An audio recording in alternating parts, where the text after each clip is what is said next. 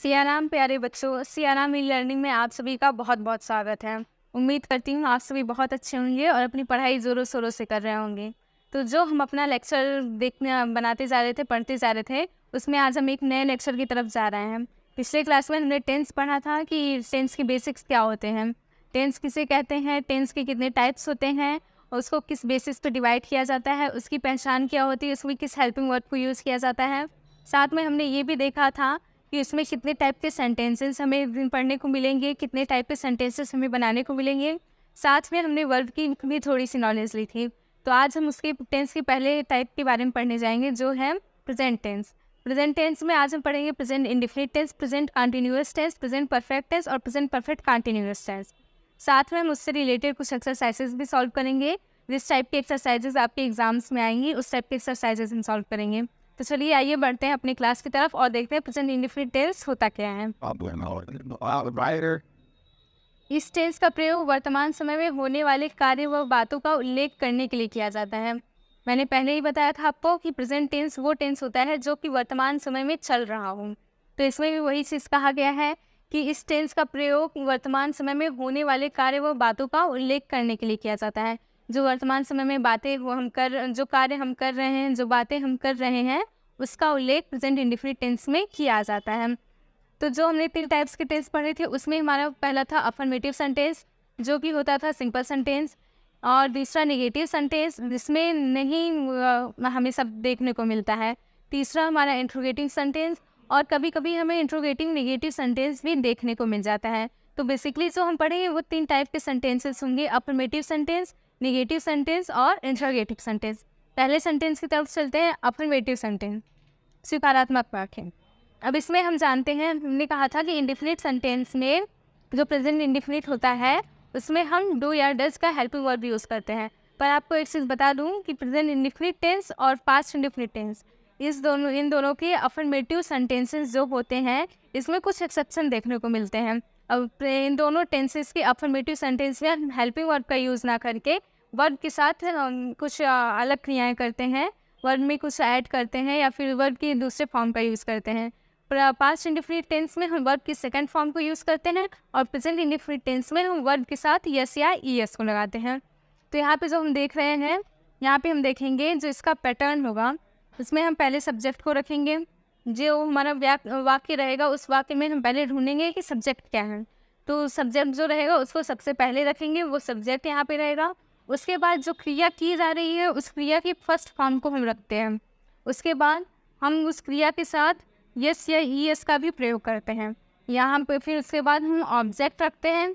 मैंने पिछले क्लास में आपको बताया था कि हम ऑब्जेक्ट की पहचान किस तरीके से करते हैं, तो आई होप आप वो समझ गए होंगे। उसके बाद जो अदर वर्ड्स होते हैं उसको हम रखते हैं।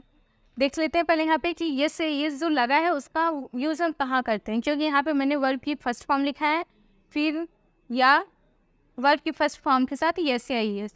तो ये देख लेते हैं कि यस या ईएस का प्रयोग होता कहाँ है। यहाँ पे नोट में दिखा गया है कि यस या ईएस का प्रयोग सिंगुलर नंबर के साथ होता है। सिंगुलर नंबर बोले तो ही, सी, इट, और जो भी हमारे एक वचन शब्द होते हैं, उनके साथ हम यस या ईएस का प्रयोग करते हैं। यहाँ पे हम देख लेते हैं जो हमारा एक्सरसाइज है, उसको हम देख लेते हैं।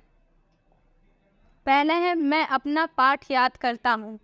मैं अपना पाठ याद करता हूँ। यहाँ पे जो सब्जेक्ट है, जो करता है, वह है हमारा मैं। क्या है जो करता है, वह है हमारा मैं। तो मैं के लिए हम सबसे पहले क्या यूज़ करेंगे, आई यूज़ करेंगे।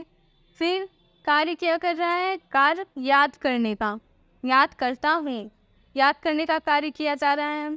तो याद करने का जो कार्य किया जाता है, तो याद करना लर्न, आई लर्न। फिर अपना पाठ मतलब माई lesson, I learn my lesson. यहाँ पे हमने वर्ब के साथ यस या यस का इसलिए यूज़ नहीं किया है क्योंकि जो आई, वी, यू, दे, ये इनके साथ यस या यस का प्रयोग नहीं होता है। सिर्फ ही, से, इट और सिंगुलर नंबर के साथ ही वर्ब में यस या यस का यूज़ होता है। प्रेजेंट इंडेफिनिट टेंस की जो पहचान होती है, वो लास्ट में होती है ता है, ती है, ते है, जो कि हमने जो पिछला लेक्चर देखा था उसमें, उसके चार्ट में हमने ये चीज़ बहुत ही अच्छे से पढ़ ली थी कि प्रेजेंट इंडेफिनिट टेंस की पहचान क्या होती है। आगे बढ़ते हैं सेकंड सेंटेंस पे अपने। सीता एक मधुर गाना गाती है। सीता एक मधुर गाना गाती है। तो पहले इस सेंटेंस में देखेंगे कि हमारा सब्जेक्ट क्या है। कौन मधुर गाना गाता है? सीता मधुर गाना गाती है। तो जो सीता हो जाएगी ये हमारी सब्जेक्ट हो जाएगी। तो यहाँ पे लिख देंगे सीता। कार्य क्या कर रही है सीता? सीता क्या कर रही है? सीता गाना गा रही है। तो गाना ये हो जाएगा हमारा वर्ब। तो यहाँ पे सी और सीता जैसे कि सिंगुलर नंबर है तो इसके वर्ब के साथ हम यस या यस लगाएंगे। तो यहाँ पे हम वर्ब के साथ यस का प्रयोग करेंगे। जब हम नाउन पढ़ रहे थे तो नाउन में जब हमने नंबर्स देखे थे तो वहाँ पे हमने देखा था कि यस या यस किसके साथ लगाते हैं। तो वो चीज़ आपको याद रखनी होगी कि यस या यस का प्रयोग किसके साथ करते हैं। तो यहाँ पे सीता सिंग्स एक गाना गाती है। तो ए मधुर स्वीट गाती है गाना सॉन्ग। गाती का यहाँ पे सिंग हो जाएगा, गाना का सॉन्ग हो जाएगा। तो सीता सिंग्स ए स्वीट सॉन्ग। सीता एक मधुर गाना गाती है। अपना अगला हम एग्जाम्पल देख लेते हैं। तुम एक पत्र लिखते हो। कौन पत्र लिखता है? इस तरीके से हम अपने सेंटेंस से क्वेश्चन करके सब्जेक्ट का पता कर सकते हैं। तो कौन पत्र लिखता है? तुम। यहाँ पे जो यू हो जाएगा ये हमारा सब्जेक्ट हो जाएगा। तो पैटर्न के हिसाब से हम पहले सब्जेक्ट को रखेंगे यू। तुम क्या कर रहे हो? लिखने का कार्य हो रहा है। तो ये लिखने का जो कार्य होगा ये हमारा वर्ब हो जाएगा। तो राइट। और यू के साथ ये से यस, यू के वर्ब के साथ ये से यस का प्रयोग नहीं होता, इसलिए यहाँ पे ये से यस नहीं लगाएंगे। A first letter. You write a letter. You write a letter ये इसका इंग्लिश में हो जाएगा। फिर अगला देखते हैं। वे अपना पाठ याद करते हैं। कौन अपना पाठ याद करते हैं? वे। तो वे हमारा सब्जेक्ट हो जाएगा। तो वे को इंग्लिश में बोलते हैं डे। वे क्या कर रहे हैं? याद कर रहे हैं। याद कर रहे हैं तो लर्न। अब हमने कहा था आई वी यू दे में वर्ब के साथ ये से यूज़ नहीं होगा। तो यहाँ पे लर्न के साथ ये से यस का यूज़ नहीं होगा। तो ये लर्न ही हो जाएगा। अपना पाठ। तो there lesson. They learn their lesson. ये चीज़ हो गई। अफर्मेटिव सेंटेंस में सब्जेक्ट प्लस वर्ब की फर्स्ट फॉर्म के साथ यस या yes plus object plus other और फुल स्टॉप होता है। ये हो गया आपका। और यस या यस ही सी इट और सिंगुलर नंबर के साथ ही हम लगाते हैं।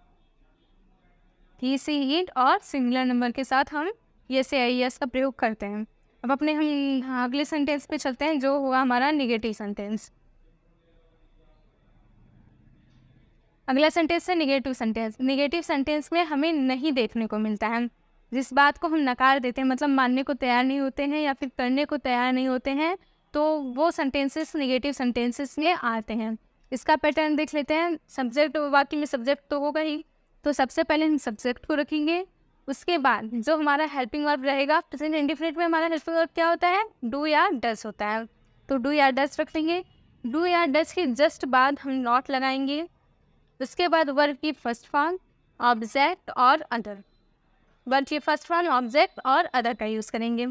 अब हम ये भी देख लेते हैं कि डू और डस का यूज़ कहाँ होता है। तो जो डू का यूज़ होता है वो प्लूरल नंबर के साथ, मतलब बहुवचन संख्या के साथ, संज्ञा के साथ होता है और उसमें आई वी यू दे के साथ भी होता है। जबकि डस का हम यूज़ सिंगुलर नंबर के साथ करते हैं और ही सी इट के साथ करते हैं। डू का यूज़ प्लूरल नंबर के साथ और आई वी यू दे के साथ होता है। जबकि जो हमारा डस होता है उसका यूज़ सिंगुलर नंबर के साथ और ही सी इट के साथ होता है। एग्जाम्पल देख लेते हैं। मैं अपना पाठ याद नहीं करता हूँ। मैं अपना पाठ याद नहीं करता हूँ। कौन अपना पाठ याद नहीं करता है? मैं अपना पाठ नहीं याद करता हूँ। तो मैं क्या हो जाएगा? आई के साथ हम देख लेते हैं डू लगता है तो हेल्पिंग वर्ब लगा देंगे पैटर्न के हिसाब से डू। फिर नॉट लगता है, नॉट वर्ब की फर्स्ट फॉर्म। तो यहाँ पे क्रिया क्या हो रही है? याद करने की हो रही है। तो हम यहाँ पे लर्न लिखेंगे। अपना पाठ माई lesson. I do not learn my lesson. मैं अपना पाठ याद नहीं करता हूँ। आप सेंटेंस को देखिए। सेंटेंस में से आप सब्जेक्ट को निकालिए, वर्ब को निकालिए, ऑब्जेक्ट जो है उसको निकालिए, फिर जो बच जाए तो वो आपका अदर हो जाएगा। और फिर उन सब चीज़ों को आप पैटर्न के हिसाब से रख दीजिए। आपका सेंटेंस बन जाएगा आसानी से। आपको पैटर्न याद होना चाहिए, उसमें आपको सब्जेक्ट, ऑब्जेक्ट, वर्ब ये सब निकालना आना चाहिए। तो आपका जो सेंटेंस होगा इंग्लिश में, जो टेंस होगा वो आपका बहुत ही अच्छे तरीके से बन जाएगा। दूसरा हम देखते हैं वे हॉकी नहीं खेलते हैं। कौन हॉकी नहीं खेलता है? वे को इंग्लिश में क्या कहते हैं? दे के साथ हम किसका यूज़ करेंगे? यहाँ पे देख लीजिए, दे के साथ डू का यूज़। तो डू, फिर पैटर्न के हिसाब से नॉट लिखेंगे।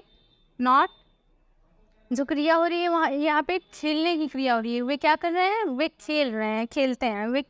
तो यहाँ पे खेलने की क्रिया हो रही है प्ले, हॉकी, जो हमारा अदर होगा वो hockey. They do not play hockey, way hockey नहीं खेलते हैं। हम अपना थर्ड देख लेते हैं।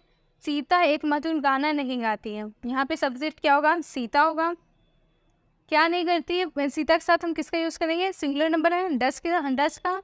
फिर नॉट लगाएंगे। क्या नहीं करती है? गाना नहीं गाती है। तो गाना से ये इसका वर्ब हो जाएगा एक मधुर गाना, ए स्वीट सॉन्ग, ए स्वीट सॉन्ग। तो यहाँ से ये क्लियर हो गया कि आपको सेंटेंसेस कैसे बनाने हैं। इंग्लिश में सेंटेंसेस बनाने का सबसे सिंपल तरीका, आप उसमें से सब्जेक्ट अलग करिए, वर्ब अलग करिए, ऑब्जेक्ट अलग करिए, और फिर आपको पहले ही बता दिया गया है कि पैटर्न किस हिसाब से रखना है, उसमें वर्ब की कौन सी फॉर्म यूज़ करनी है, ये सब आपको बता दिया गया है। कौन सा हेल्पिंग वर्ब यूज़ करना है, ये सब आपको याद करने की चीज़ें हैं जो आपको याद करनी होंगी। उसके बाद हम इसको इस तरीके से बना लेंगे। हम अपना नेक्स्ट देखते हैं। इसमें एक नोट है हमारा, उस नोट को देखना चाहिए। अगर वाक्य में कभी नहीं हो तो वर्ब से पहले नेवर लगाते हैं और डू या डस का यूज़ नहीं करते हैं। जब वाक्य होता है उसमें अगर कभी नहीं आता है, मतलब कभी भी नहीं, अगर हम किसी चीज़ को मना करते हैं, नहीं करते हैं, तो वो शायद कुछ समय के लिए हो, बाद में हम उस चीज़ के लिए राज़ी हो जाए। पर अगर वो क्लियर हो कि वो कभी नहीं होगा, कभी नहीं करेंगे, ऐसा कुछ हो, तो उसके लिए हम डू या डस का यूज़ नहीं करके नेवर का यूज़ करते हैं। और नेवर का यूज़ करने के साथ फिर हम डू या डस का यूज़ नहीं करते हैं। जैसे देख सकते हैं, वह कभी झूठ नहीं बोलता है। वह कभी भी झूठ नहीं बोलता है, मतलब इन फ्यूचर भी वह कभी झूठ नहीं बोलता, पास्ट में भी वो कभी झूठ नहीं बोलता। तो यहाँ पे क्लियर नहीं है कि वो प्रेजेंट में है, पास्ट में है कि फ्यूचर में है। तो इसलिए हम यहाँ पे डू या डस का यूज़ ना करके नेवर लगाते हैं, और उसके साथ हम वर्ब जो होता है, बाकी चीज़ें हम वर्ब के साथ ऐसा ही एस का प्रयोग करते हैं, बाकी चीज़ें वैसी ही होती हैं। तो ही, वह कभी झूठ नहीं बोलता है, यहाँ पे सब्जेक्ट ही हो जाएगा। कभी नहीं लगा है तो नेवर, बोलने का टेल्स, तो यहाँ पे टेल होगा। तो हम कह रहे हैं कि वर्ब के साथ ऐसे यस लगेगा कि नहीं लगेगा, वो उसके जो सब्जेक्ट होगा उस पर आधारित होगा। तो यहाँ पे ही सिंगुलर नंबर है, तो यहाँ पे ऐसे यस लगेगा। अगर डू या डस नहीं लग रहा है तो बाकी चीज़ें अफर्मेटिव सेंटेंस के ही हिसाब से होंगी। तो tells a line, he never tells a lie, वह कभी झूठ नहीं बोलता है। दूसरा देख लेते हैं, वे कभी क्रिकेट नहीं खेलते हैं। कौन क्रिकेट नहीं खेलता है? वे। तो वे हमारा क्या हो जाएगा? दे, वे सब्जेक्ट हो जाएगा हमारा। कभी नहीं तो नेवर लगेगा। खेलने का प्ले, क्रिकेट। अब यहाँ पे हमने प्ले में ये से ये इसलिए नहीं लगाया क्योंकि जो दे है वो हमारा प्लूरल नंबर है। आई थिंक ये आपको क्लियर हो गया होगा कि जब प्रेजेंट इंडेफिनिट टेंस में कभी नहीं आता है, सेंटेंस में कभी नहीं का प्रयोग में देखने को मिलता है, तब वहाँ पे हम डू या डस का प्रयोग ना करके नेवर का प्रयोग कर, डू या डस के साथ नॉट का प्रयोग ना करके नेवर का प्रयोग करते हैं, और वर्ब के साथ यस या यस अगर लगाना होता है तो लगाते हैं, और अगर सब्जेक्ट के आधार पर नहीं लगाना होता है तो नहीं लगाते हैं। तो हम अगला देखेंगे अपना इंट्रोगेटिव सेंटेंस। इंट्रोगेटिव सेंटेंसेस दो प्रकार के होते हैं। एक वो सेंटेंसेस होते हैं इंट्रोगेटिव में जिनका उत्तर हम हाँ या ना में देते हैं। एक वे सेंटेंसेस होते हैं जिसमें हम रीज़न बताते हैं। जैसे हम अगर आपसे पूछें क्या आप पढ़ते हैं, तो आप कहेंगे कि हाँ मैं पढ़ता हूँ। तो इसमें जो आपने सेंटेंसेस दिया अगर आपसे, तो इसे एक वर्ड में बोल सकते हैं हाँ। अगर मैं ये पूछूँ आप क्यों नहीं पढ़ते हैं, तो आप अपना रीज़न बताएंगे, तो कुछ लंबा चौड़ा सा रीज़न होगा। पर अगर कोई सेंटेंसेस इस टाइप से हैं जिसका हम उत्तर हाँ या ना में डायरेक्टली देते हैं, तो वो एक टाइप का सेंटेंस हो जाएगा। और एक सेंटेंस वो होता है जिसमें हम अपना रीज़न बताते हैं, वो उस आंसर में हम अपना रीज़न बताते हैं। तो पहले हम जो देखेंगे, जब वाक्य की शुरुआत क्या शब्द से हो जिसका उत्तर हाँ या ना में दिया जाता है। हाँ या ना में जो उत्तर दिया जाता है अक्सर उस जो वाक्य होती है उसकी शुरुआत क्या शब्द से ही होती है। कहीं कहीं पे एक्सेप्शन देखने को मिल जाता है, पर ज़्यादा करके मोस्टली 98% क्या शब्द से ही उसकी शुरुआत होती है। देख लेते हैं इसका पैटर्न। पहले हम डू या डज लगाएंगे, मतलब सबसे पहले हेल्पिंग लगेगा, फिर सब्जेक्ट लगाएंगे, वर्ब की फर्स्ट फॉर्म, ऑब्जेक्ट, उसके बाद अदर प्लस क्वेश्चन मार्क। क्योंकि प्रश्नवाचक शब्द की यही सबसे बड़ी पहचान होती है प्रश्नवाचक वाक्य की, कि उसमें लास्ट में क्वेश्चन मार्क लगा होता है। इसका एग्जाम्पल देख सकते हैं, क्या वह एक पुस्तक पढ़ता है। क्या वह एक पुस्तक पढ़ता है, तो यहाँ पे सबसे पहले हम सब्जेक्ट को देखेंगे वह, तो वह हमारा सिंगुलर नंबर है, तो इसके साथ जो हम हेल्पिंग वर्ब यूज़ करेंगे वो डज यूज़ करेंगे, तो यहाँ पे हम डज लिखेंगे। फिर सब्जेक्ट, तो यहाँ पे ही कार्य क्या कर रहा है, पढ़ने का कार्य कर रहा है, तो रीड एक पुस्तक, ए बुक, फिर question mark. He does he read a book, क्या वह एक पुस्तक पढ़ता है। दूसरा देखिए, क्या मैं तुम्हें एक कलम देता हूँ। तो सबसे पहले जो यहाँ पे सब्जेक्ट है वो हमारा मैन है। मैं के हिसाब से हम देखेंगे कौन सा हेल्पिंग वर्ब यहाँ पे लग रहा है, डू लग रहा है या फिर डज।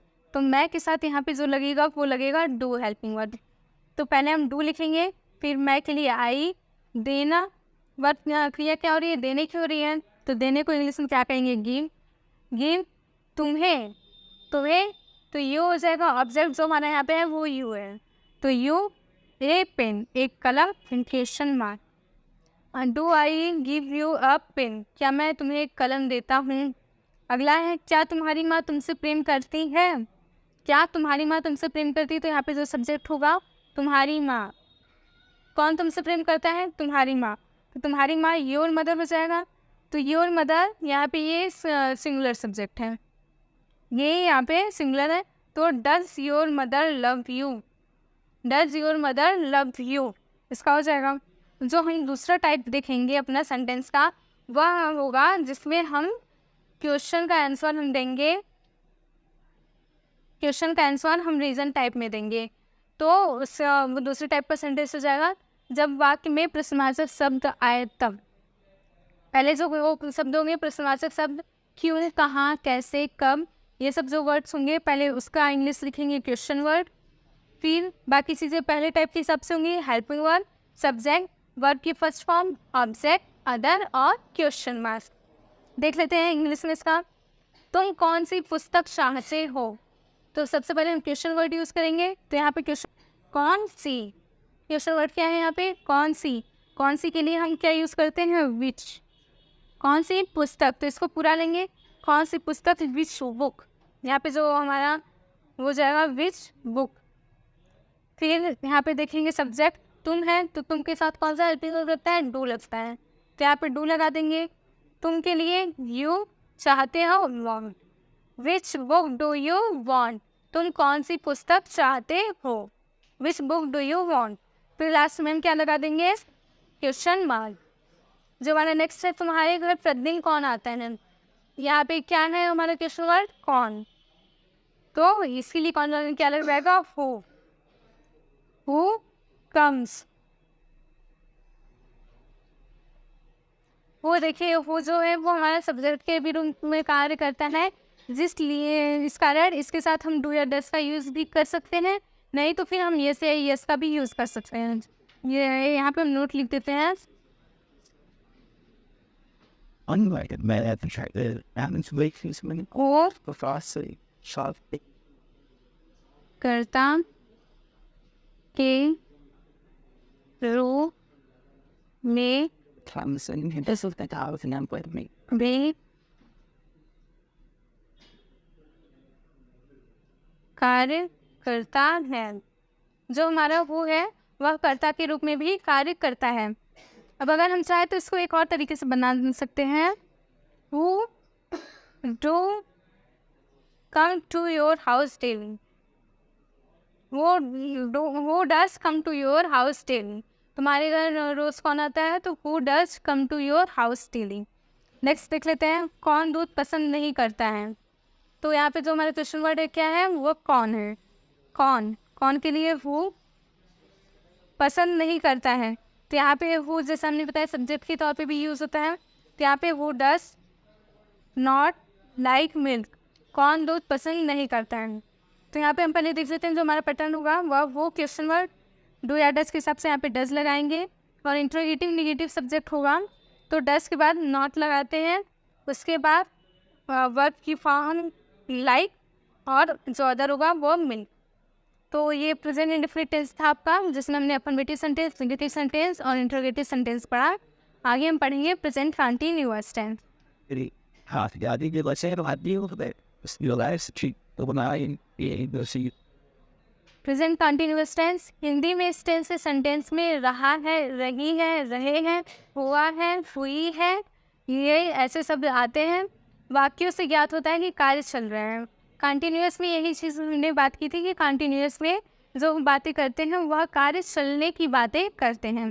तो प्रेजेंट कंटिन्यूअस वो वर्तमान, प्रेजेंट तो वर्तमान की बातें बताता है, कंटिन्यूअस कार्य चलने की बातें बताता है। तो प्रेजेंट कंटिन्यूअस मिला के क्या बताएगा, वर्तमान में चलने वाले कार्यों के बारे में बताता है। इसमें हम अपने पहले सेंटेंस, इसमें जो हमारा मिलेगा हेल्पिंग वर्ब, यहाँ पे जो हमें हेल्पिंग वर्ब देखने को मिलेगा वह मिलेगा इज, एम और आर। इज, एम और आर। इस एम आर में जो हमारा इस का यूज़ होता है वह सिंगुलर नंबर के साथ होता है।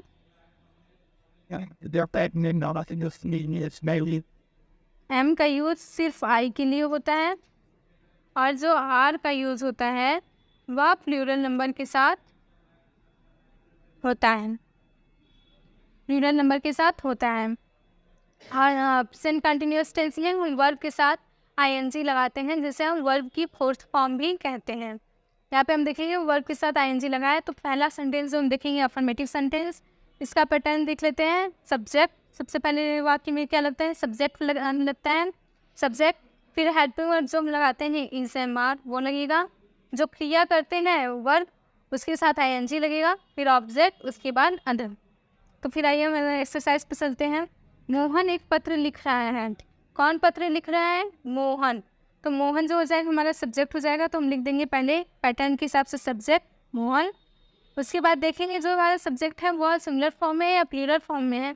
तो मोहन जो है वो सिंगुलर फॉर्म में, तो इसके साथ हम इसका यूज़ करेंगे इज। फिर मोहन क्या कर रहा है, लिख रहा है, मोहन लिख रहा है। तो जो लिखने का कार्य होगा राइट, वह हो जाएगा हमारा वर्ब हो जाएगा। तो राइट लिखेंगे, उसके साथ आईएनजी लगाना है, तो हम आईएनजी ई हटा के आईएनजी लिख देंगे।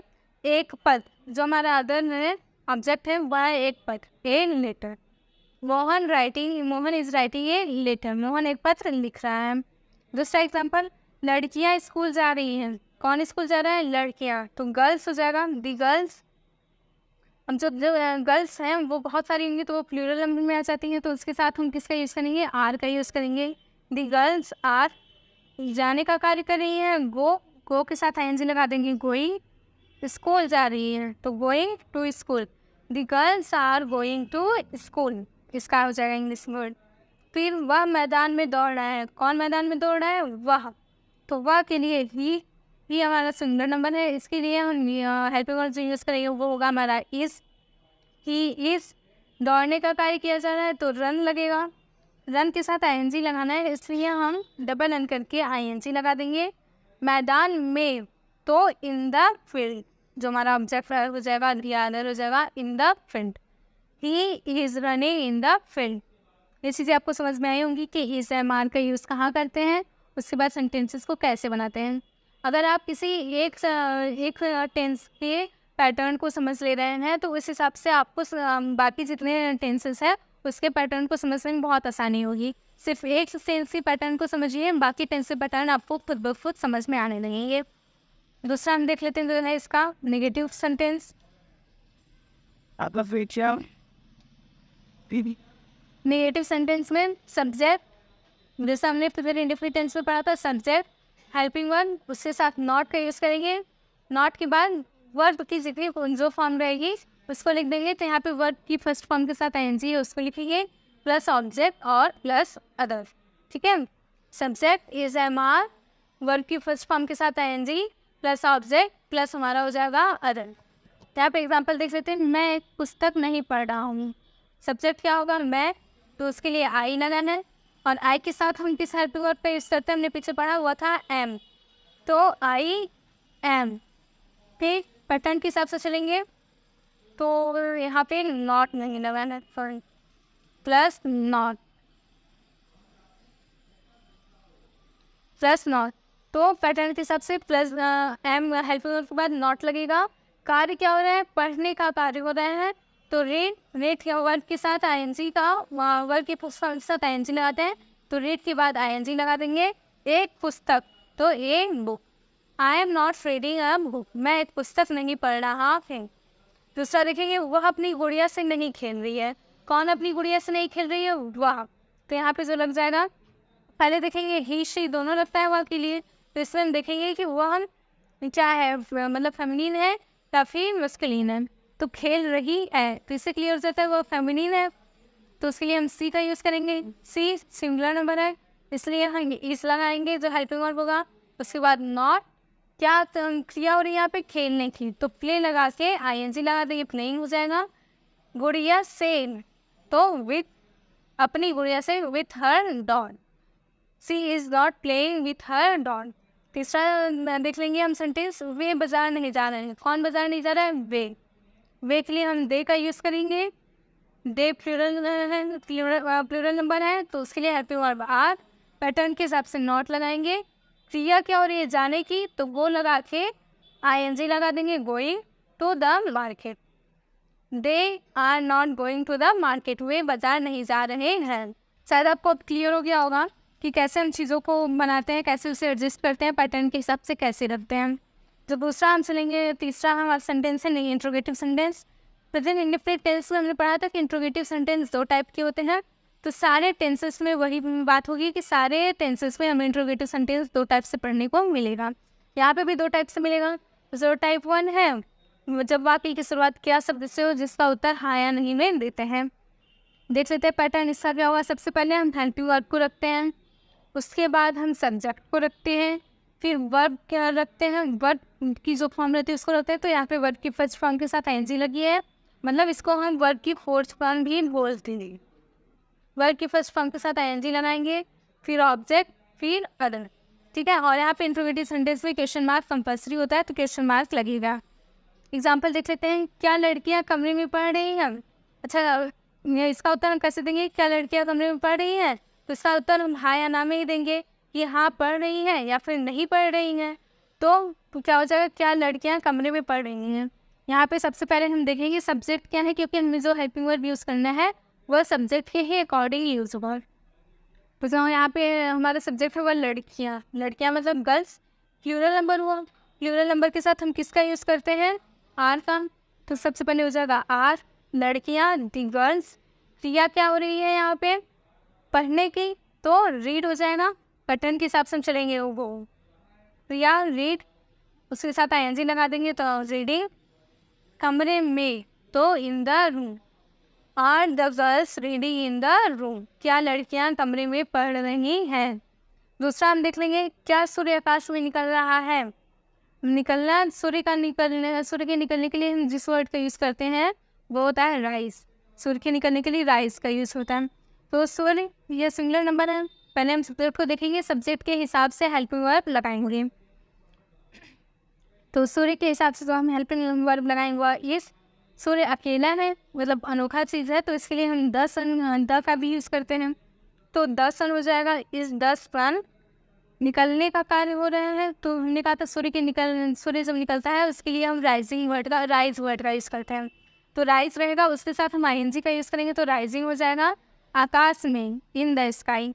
Is the sun rising in the sky? क्या सूर्य आकाश में निकल रहा है। तीसरा सेंटेंस, क्या मैं पत्र नहीं लिख रहा हूँ? पहले तो सब्जेक्ट ढूंढेंगे। सब्जेक्ट क्या है? मैं के लिए हम किस हेल्पिंग वर्ब पे यूज़ करते हैं? एम। तो एम हो जाएगा पहले हेल्पिंग वर्ब, उसके बाद सब्जेक्ट हमारा आई हो जाएगा। फिर नहीं नॉट लिखेंगे। फिर उसके बाद लिखने का जो कार्य हो रहा है वो हमारा राइट हो जाएगा। राइट के साथ हम आईएनजी लगा देंगे, राइटिंग। एक पत्र, तो उसके लिए ए लेटर हो जाएगा। Am I not writing an letter? क्या मैं एक पत्र नहीं लिख रहा हूँ? ये हो जाएगा हमारा। तो ये हमारा तो था एक टाइप। जो दूसरा टाइप हमारा होगा रीज़न वाला, उसको भी हम देख लेते हैं। जब वाक्य में प्रश्नवाचक शब्द आए तो पहला जो पैटर्न होगा वो हमारा क्वेश्चन वर्ड। जो भी क्वेश्चन वर्ड रहेगा उसकी इंग्लिश हम लिखेंगे क्वेश्चन वर्ड। उसके बाद हेल्पिंग वर्ब, फिर सब्जेक्ट, वर्ब के फर्स्ट फॉर्म के साथ आईएनजी, फिर ऑब्जेक्ट, फिर अदर, फिर उसके बाद क्वेश्चन मार्क। देख लेते हैं यहाँ पे जो हमारा एग्जाम्पल है। तुम वहाँ क्यों जा रहे हो? अब सेंटेंसेस में आपको ये चीज़ें इतनी आपने एक्सरसाइज कर लिया तो आपको सब्जेक्ट ऑब्जेक्ट वर्ब निकालना तो आ ही गया होगा।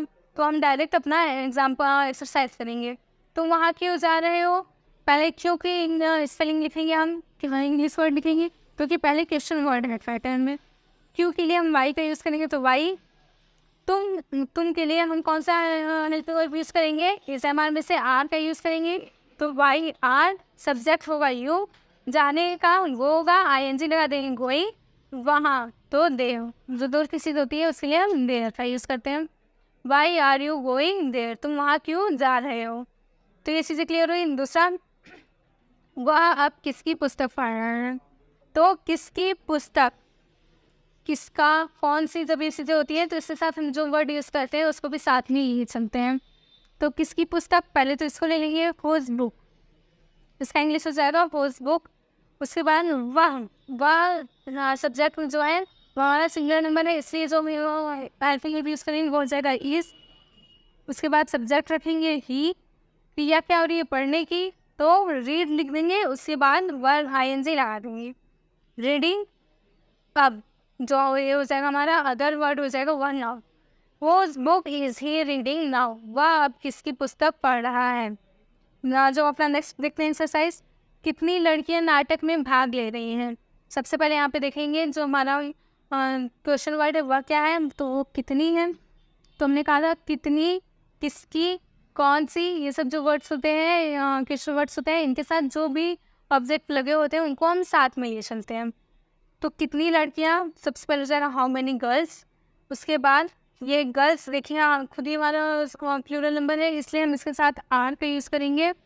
हाउ मैनी गर्ल्स आर, भाग लेना, भाग लेना मतलब टेक पार्ट, तो यहाँ पे आईएनजी लगेगा वर्ब के साथ, तो यहाँ पे टेकिंग हो जाएगा टेकिंग पार्ट नाटक में in the play. How many girls are taking part in the play, कितनी लड़कियाँ नाटक में भाग ले रही हैं।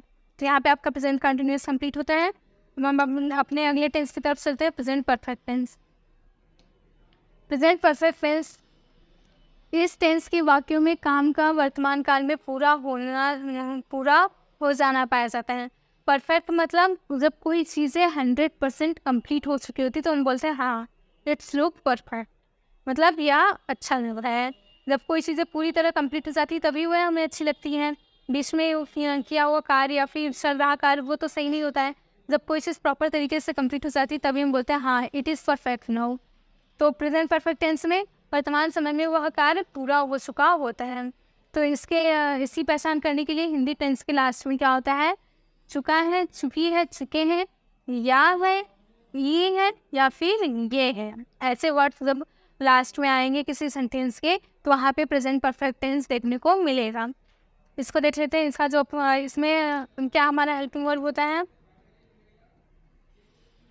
हैज़ और हैव, हैज़ और हैव।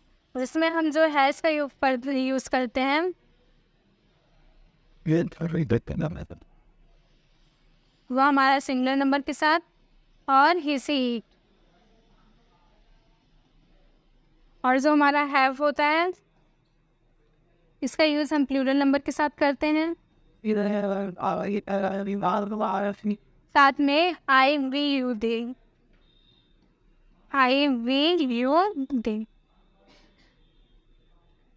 ये चीज़ आपको क्लियर हुई। प्रेजेंट परफेक्ट टेंस में किसका हेल्पिंग वर्ब का यूज़ होता है, हैज़ और हैव। हैज जो है हमारा वो सिंगुलर नंबर के साथ और ही सी इट के साथ यूज़ होता है, जबकि जो हमारा हैव वो हेल्पिंग वर्ब है वह प्लूरल नंबर के साथ और आई वी यू दे के साथ यूज़ होता है। तो फिर हम अफर्मेटिव सेंटेंस देखते हैं। जो हमारा अफर्मेटिव सेंटेंस है ये सिंपल सेंटेंस के इसको बोला जा सकता है। इसका पैटर्न देख लेते हैं, ये चीज़ें आप नोट कर लीजिए।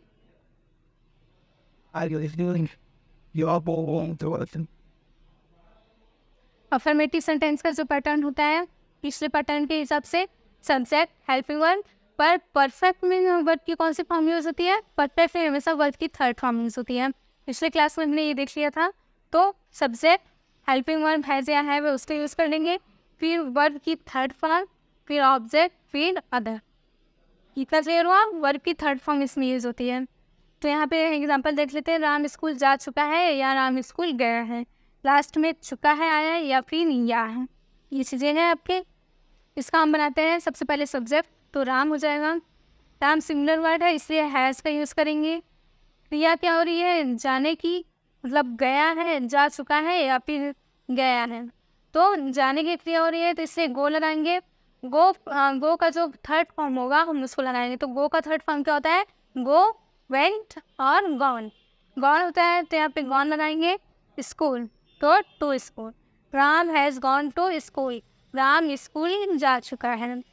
सेकंड देख सकते हैं, मैंने उसको एक पत्र भेजा है। यहाँ पे आ है भी है, आ है। लास्ट में अगर देखा जाए तो इसमें आ है, ये आया है। तो मैंने उसको एक पत्र भेजा है, सब्जेक्ट होगा पहले। मैंने आई के साथ हैव का यूज़ करते हैं, आई हैव। जो भेजने का कार्य, भेजने को इंग्लिश में क्या कहते हैं? सेंड। पर इसका जो सेकंड फॉर्म होता है वो सेंट होता है और थर्ड फॉर्म भी सेंट होता है। तो यहाँ पे थर्ड फॉर्म लगाएंगे सेंट। एक पत्र, ए लेटर, उसको, किसको? उसको, टू हिम। उसको मतलब टू हिम हो जाएगा या टू हर भी हम बोल सकते हैं। तो I have sent a letter to him और टू हर। तीसरा, तुमने उसकी प्लेट तोड़ दी है। तुमने उसकी प्लेट तोड़ दी है, यहाँ पे ई है भी आया है। तो सबसे पहले हम सब्जेक्ट देखेंगे। सब्जेक्ट क्या है? तुमने। तुमने के लिए हम किसका यूज़ करेंगे? यू। यू के साथ हम किस हेल्पिंग वर्ब का यूज़ करते हैं? हैव का यूज़ करते हैं। तो यहाँ पे हैव लगा देंगे। तोड़ने का ब्रोक होता है, broke, broke, broken. Broke, broke, broken होता है। थर्ड फॉर्म इसका ब्रोकन हो जाएगा। थर्ड फॉर्म ब्रोकन, तो हम इसका थर्ड फॉर्म लगा देंगे ब्रोकन। उसकी प्लेट, हिज प्लेट या फिर हर प्लेट भी बोल सकते हैं। You have broken his plate, ये आपका सेंटेंस हो गया। नेक्स्ट हम अपना चलते हैं। जो हमारा नेक्स्ट सेंटेंस होगा वो होगा नेगेटिव सेंटेंस। नेगेटिव सेंटेंस में भी सेम हमारा पैटर्न होगा। पहले होगा सब्जेक्ट, फिर हेल्पिंग वर्ब, हेल्पिंग वर्ब के बाद नॉट, नॉट के बाद ऑब्जेक्ट, फिर अदर, नॉट के बाद वर्ब की थर्ड फॉर्म, फिर ऑब्जेक्ट, फिर अदर। देख लेते हैं एग्जाम्पल। उसने गाना नहीं गाया है। किसने गाना नहीं गाया? उसने। तो यहाँ पे ही भी यूज़ कर सकते हैं, पर हम यहाँ पे सी यूज़ करेंगे। सी के साथ हम किस हेल्पिंग वर्ब का यूज़ करेंगे? ये सिंगुलर नंबर है इसलिए हैज़ का यूज़ करेंगे। तो हैज़, फिर नॉट। सी का थर्ड फॉर्म होता है सिंग, संग, सन। सी sang सॉन्ग, तो संग हो जाएगा। She not sung a song, she has not sung a song, उसने गाना नहीं गाया है। फिर सेकंड हो जाएगा एग्जाम्पल, मैंने तुम्हारा पत्र नहीं पढ़ा है। सब्जेक्ट क्या है? मैंने का लिख देंगे आई के साथ किस हेल्पिंग वर्ब का यूज़ करते हैं? हैव का यूज़ करते हैं। तो यहाँ पे हैव। नॉट, नहीं पढ़ा है तो हैव नॉट। पढ़ने, जो रीड होता है, रीड का थर्ड फॉर्म रीड ही होता है। तो यहाँ पे रीड लगाएंगे। तुम्हारा पत्र, तो जो हमारा अदर हो जाएगा, अदर वर्ड, वो हो जाएगा your letter. I have not read your letter, मैंने तुम्हारा पत्र नहीं पढ़ा है। क्या देख लेते हैं? उसने ऐसा जानवर नहीं देखा है। उसने ऐसा जानवर नहीं देखा है। हमने ऐसा जानवर नहीं देखा है। तो किसने नहीं देखा है? हमने। तो वी के साथ हम किस हेल्पिंग वर्ब का यूज़ करते हैं? हैव का यूज़ करते हैं। तो हैव नॉट, नहीं देखा है, इससे नॉट। सी सा सीन, सी सा सीन, इसका थर्ड फॉर्म हो जाएगा सीन, देखने का, सीन हो जाएगा। सच एनिमल, ऐसा जानवर, सच एनिमल हो जाएगा इसकी इंग्लिश। हमने ऐसा जानवर नहीं देखा है। We have not seen such animal. हम अगले सेंटेंस की तरफ चलते हैं, जो हमारा अगला सेंटेंस होता है।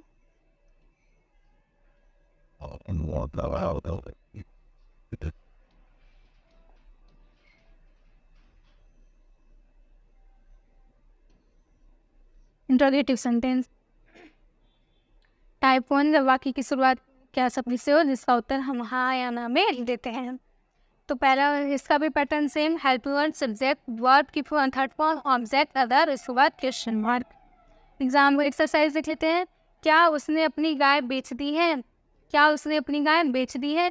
तो सबसे पहले हम सब्जेक्ट ढूंढेंगे, इसमें उसने ही होगा। ही के हिसाब से हम कौन सा हेल्पिंग वर्ब यूज़ करेंगे? हैज़ का यूज़ करेंगे। तो क्या लगाएंगे? सबसे पहले हैज़ के बाद उसने का ही हो जाएगा। बेचना, sell, sold, sold, sell, sold, sold. Third form क्या हो जाएगा? सोल्ड हो जाएगा। तो सोल्ड लगा देंगे।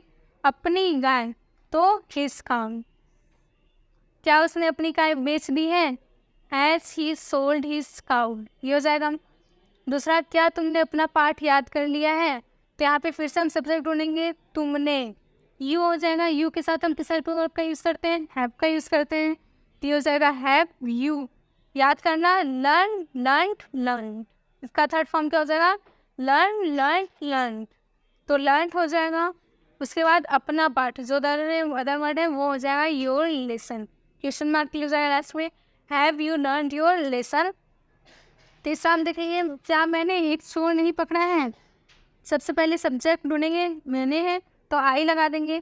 आई के साथ हम किस हेल्पिंग वर्ब का यूज़ करते हैं? हैव का यूज़ करते हैं। तो ये हैव हो जाएगा, हैव आई नहीं पकड़ा है। तो सब्जेक्ट के जस्ट बाद हमारा क्या आएगा? वन नॉट आएगा। तो नॉट पकड़ने का इंग्लिश क्या होता है? कैच होता है। कैच का second form caught, third form भी कॉट होता है। Catch, caught, caught. तो यहाँ पे थर्ड फॉर्म जो लगेगा वो जगह कॉट, एक चोर। तो ये थी, have I not caught a thief, have I not caught a thief. ये आपका इंट्रोगेटिव सेंटेंस का फर्स्ट फॉर्म था। सेकंड फॉर्म जो सेकंड टाइप है वो देख लेते हैं।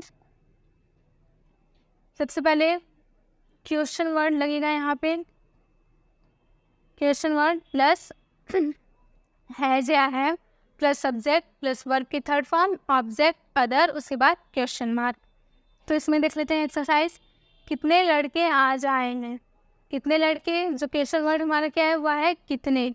तो कितने के साथ हम जो इसका जो शब्द वर्ड लगा होता है उसको भी साथ लिए चलते हैं। पहले यहाँ पे क्या लिखेंगे? How many boys. अब बॉयज़ जो है वो हमारा प्लूरल नंबर है। प्लूरल नंबर के साथ हम किस हेल्पिंग वर्ब पे यूज़ करेंगे? हैव का यूज़ करेंगे। तो यहाँ पे हैव लिख देंगे। कम का जो थर्ड फॉर्म होगा वह आने का इंग्लिश क्या होगा? वह कम होगा। कम का थर्ड फॉर्म कम, कम, कम ही होता है। तो कम हो जाएगा आज। जो अदर वर्ड है वो हमारा आज है, तो टुडे। लास्ट में question mark. How many boys have come today. ये हो गया। अगला एक्सरसाइज देखते हैं, कौन अपनी पुस्तक नहीं लाया है? सबसे पहले क्वेश्चन वर्ड ढूंढेंगे। क्वेश्चन वर्ड क्या है? कौन। कौन, तो यहाँ पे हु लिख देंगे, हु। उसके बाद who has not. Who subject का भी कार्य करता है, इसलिए हम इसमें कोई कंपलसरी सब्जेक्ट, इनडायरेक्ट सब्जेक्ट देखने को नहीं मिल रहा है। तो यहाँ पे जो हु का यूज़ होता है वो हमेशा सिंगुलर नंबर में ही होता है, इसलिए हम इसके साथ सिंगुलर नंबर के साथ यूज़ होने वाला हेल्पिंग वर्ब हैज़ लगाएंगे। हैज़ के बाद नॉट, लाने का ब्रिंग होता है इंग्लिश वर्ड। ब्रिंग का second form brought, third form भी ब्रॉट होता है। वो हैज़ नॉट ब्रॉट अपनी पुस्तक के लिए हम हिज बुक का यूज़ करेंगे। वो has not brought his book. Next exercise है, लड़का कहाँ भाग गया है? लड़का कहाँ भाग गया है? क्वेश्चन वर्ड क्या होगा हमारा? कहाँ। तो पहले क्वेश्चन वर्ड लिख लेंगे वेयर, फिर देख लेंगे जो हमारा सब्जेक्ट है। सब्जेक्ट क्या है? लड़का है, सिंगुलर नंबर है, उसके साथ यूज़ होने वाला हेल्पिंग वर्ब क्या होगा? हैज़ हो जाएगा। लड़का, फिर सब्जेक्ट लिखेंगे, सब्जेक्ट क्या हो जाएगा? The boy. भागने का रन होता है, तो रन का सेकंड फॉर्म थर्ड फॉर्म भी सेम होता है, रन, रन, रन। तो run away. Where has the boy run away. ये आपका हो गया। तो प्रेजेंट परफेक्ट टेंस आपके यहाँ पे खत्म होता है। अब हम पढ़ेंगे प्रेजेंट परफेक्ट कंटिन्यूअस टेंस। सारे पैटर्न्स जो हम पीछे पढ़ते आ रहे हैं वही पैटर्न्स आगे आने वाले टेंस में भी लगेंगे। सिर्फ एक टेंस के पैटर्न को आप समझ लीजिए अच्छे से, बाकी टेंसेस के पैटर्न आपको अच्छे से समझ में आ जाएंगे, क्योंकि सारे पैटर्न सेम है, बस वर्ब की फॉर्म में चेंज है, जो कि हमने बता दिया था कि इंडेफिनिट में वर्ब की फर्स्ट फॉर्म लगती है, कंटीन्यूअस में वर्ब की फर्स्ट फॉर्म के साथ आईएनजी लगता है, परफेक्ट में वर्ब की थर्ड फॉर्म लगती है, और परफेक्ट कंटीन्यूअस टेंस में वर्ब की फर्स्ट फॉर्म के साथ आईएनजी लगता है। तो प्रेजेंट परफेक्ट कंटीन्यूअस टेंस, इसमें जो हमारा हेल्पिंग वर्ब यूज़ होता है वह होता है हैज़ और हैव, इसके साथ बिन। हैज़ हैव के साथ बिन लगता है। तो पहला सेंटेंस देखेंगे, इसमें समय भी देखने को मिलता है। तो समय के लिए हम जिस शब्द का यूज़ करते हैं वो होता है सिंस और for. Present perfect continuous tense में जो कंपल्सरी चीज़ होती है देखने को मिलती है, जिससे अलग बनाती है, वो होती है समय। इसमें समय दिया होता है, और समय के आगे हम क्या यूज़ करते हैं? सिंस और फॉर का यूज़ करते हैं, सिंस और फॉर का, जिसमें हम यहाँ पे देख लेते हैं, we use for to talk about a period of time. एक समय अंतराल जो दिया होता है, इतने बजे से इतने बजे तक, जैसे हम कहते हैं 2 घंटे 3 घंटे, जो चीज़ें निश्चित ना हो, अनिश्चित समय के लिए हम फॉर का यूज़ करते हैं और निश्चित समय के लिए हम सिंस का यूज़ करते हैं। जैसे अगर देखा जाए 2 घंटे से पढ़ रहा है, 3 घंटे से पढ़ रहा है, 10 साल से, 20 साल से, तो हम एक-एक दिन तो 20 साल का गिन के नहीं बैठ रहे हैं कि हाँ 20 साल का एक-एक दिन हमने काउंट किया है, तो ये अनिश्चित समय में माना जाता है। अनिश्चित समय के लिए हम हमेशा फॉर का यूज़ करते हैं। निश्चित समय से जैसे सोमवार से, मंगलवार से, 10 बजे से, 1970 से, 1980 से, जब कोई एक फ़िक्स टाइम दिया होता है उसके लिए हम सिंस का यूज़ करते हैं। जैसे 9 o'clock समय, 1 जनवरी, कोई डेट दिया हो आपका, मंडे या फिर कोई फ़िक्स टाइम। और इसमें फॉर के लिए देखिए जो फॉर का यूज़ है वह 3 आवर्स, 2 मंथ्स, 1 डिकेड और फ़िक्स टाइम। तो 3 आवर्स हमें एक-एक मिनट तो गिन के बैठ नहीं रहे कि हाँ एक-एक मिनट हो के 3 आवर्स हुआ है। तो 2 मंथ्स, एक-एक दिन तो हम गिन नहीं रहे कि एक-एक दिन के साथ ये 2 मंथ्स हुआ है। तो जो अनफिक्स टाइम होता है उसके लिए हम फॉर का यूज़ करते हैं, जो फिक्स टाइम होता है उसके लिए हम सिंस का यूज़ करते हैं। चलिए बढ़ते हैं अपनी सेंटेंस की तरफ। पहला सेंटेंस हमारा affirmative sentence. Affirmative sentence pattern same होगा। सब्जेक्ट, हेल्पिंग वर्ब, यहाँ पे हेल्पिंग वर्ब के साथ बीइंग का यूज़ हुआ है, तो helping verb plus being plus verb के फर्स्ट फॉर्म के साथ ING plus object plus other plus यहाँ पे क्या बढ़ा है सिंस और फॉर, उसके साथ दिया हुआ समय। सिंस और फॉर उसके साथ दिया हुआ समय। एक्सरसाइज देखते हैं जिससे हमें और भी क्लियर होगा और भी चीज़ें। ये तो हम जानते हैं ये है जब का यूज़ कहाँ पे किसके साथ होता है। तो देखते हैं हम सब्जेक्ट हैज़ है बी, जो भी चीज़ें हैं